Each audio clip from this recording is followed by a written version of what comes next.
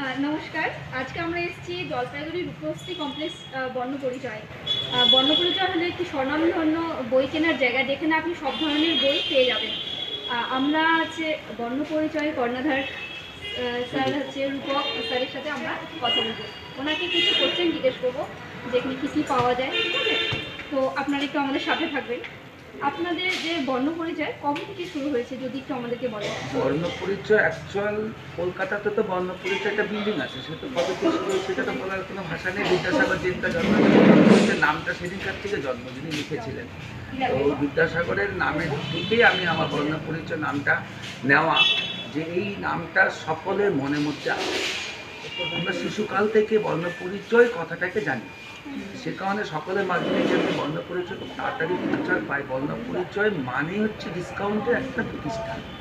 এখানে সমস্ত ধরনের বই পাওয়া যায়, যে বইগুলো দুষ্প্রাপ্য বইও কেউ যদি না পায় কোথাও, আমার এখানে অর্ডার দিলে বা এখানে যদি ওরা আবেদন করে যায় যে আমার বইটা প্রয়োজন আছে, সে বইটা এনে দিই এবং ডিসকাউন্ট করে দিই। মিনিমাম তো 10% আছেই, ম্যাক্সিমাম 40% অব্দি ডিসকাউন্ট হয়, এবার স্ল্যাব আছে আপ টু। এক্ষেত্রে আমার বর্ণপরিচয়ের তরফ থেকে আরও অফার আছে, যেটা কোনো শিশু যদি দেখা যায় সে পড়তে পারছেন, সেরকম কোনো সংস্থা বা কোনো রকম গার্জিয়ান যদি এসে বলে যে দাদা আমার বাচ্চাটা পড়তে পারছে না, আমি সেখানে মূল্য তো নেই, খুব কম, প্রফিটই নেই। এটা এরকম এক্সাম্পল আছে। এটা বর্ণপরিচয় প্রতিষ্ঠানের একটা আমি মনে করবো ছোট্ট একটু অংশ। আর আমার তো বিজনেস, আমাকে প্রফিট রাখতেই হবে প্রতিষ্ঠানকে বাঁচাতে গেলে, সেইটুকু যেটুকু রাখতে হয় সেটুকুই। আমার বিভিন্ন জায়গায় ব্রাঞ্চ আছে, যেমন গৌরাঙ্গাতে আছে, ভেলাগোপাতে আছে, আরও কিছু ব্রাঞ্চ আমি ওপেন করতে চাই যদি সেখানে ভালো পরিবেশ পাই। আমি শুনেছি অ্যাকচুয়ালি যে আপনি আরও সোশ্যাল ওয়ার্ক করেন, তো সেগুলো যদি একটু বলেন। আমার সোশ্যাল ওয়ার্ক বলতে আমি নবউৎসব ক্লাবের সভাপতি, সেখানে আমরা বিভিন্ন হুইল চেয়ার প্রদান করি বিভিন্ন সময়। আর তাছাড়াও আমরা বিভিন্ন ক্রিকেট বা ফুটবল সেখানে ক্লাবের তরফ থেকে ওটা করা হয়, বর্ণপরিচয়ের তরফ থেকে নয়। ওইটা একটা ক্লাব না, বর্ণপরিচয় আমি যে প্রোপাইটার হিসেবে না, ওখানে ক্লাবের প্রেসিডেন্ট হিসেবে করি। আর বর্ণপরিচয়ের তরফ থেকে চিত্রকলা রামধনু এই প্রতি বছর হয়। আর জানা অজানা মেধা অন্বেষণ একটা কাগজ এখানে আছে, জানা অজানা মেধা অন্বেষণ, যেটা বছরে বাচ্চাদের মেধা বিকাশ কী করে। আজকে দেখা যাচ্ছে মেদিনীপুর কেন ফার্স্ট, পশ্চিমবঙ্গে এডুকেশনে মেদিনীপুর কেন ফার্স্ট, এর কারণটা হচ্ছে ওরা বিভিন্ন আউটসাইড যে পরীক্ষাগুলো আছে, সেই পরীক্ষাগুলোকে একদম শিশু থেকে 1 থেকে আপ টু যতদূর যাবে প্রতি বছর ওরা বিভিন্নভাবে দেয়।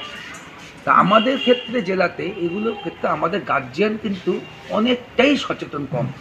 যেগুলো আমাদের প্রয়োজন, পুঁথিগত বিদ্যা বাদ দিয়ে আমাদের বাহ্যিক জ্ঞানের যে প্রয়োজন, যে মেধার বিকাশ ঘটে আমাদের, যে আমি বাড়ির থেকে স্কুল যাচ্ছি, স্কুল যাওয়ার পথে ডাইনে বাইরে কী আছে আমরা সেটা জানি না, দুটো কারণ যে আমরা ফলো আপ করি না। এই ফলো আপ করা উচিত। যেমন জলপাইগুড়ি জেলার পূর্ব নাম কি অনেকেই জানে না, তো এটা হচ্ছে আমাদের জলপাইগুড়ি জেলার একটা, বলবো আমি, স্টুডেন্টদের নয় সকলেরই আমরা পিছিয়ে আছি। আমরা চাই সকলে মিলে স্টুডেন্টকে সহযোগিতা করব, গার্জিয়ান, সোশ্যাল ওয়ার্কার এবং স্কুলের দিদিমণি সবাই যদি আমরা এগুলোকে উদ্যোগ নিই, তাহলে আমাদের শিশুরা আগামী দিনে এমন এক জায়গায় পৌঁছাবে যে আজকে মেদিনীপুর ফার্স্ট, কালকে জলপাইগুড়ি ফার্স্ট হতে বাধ্য।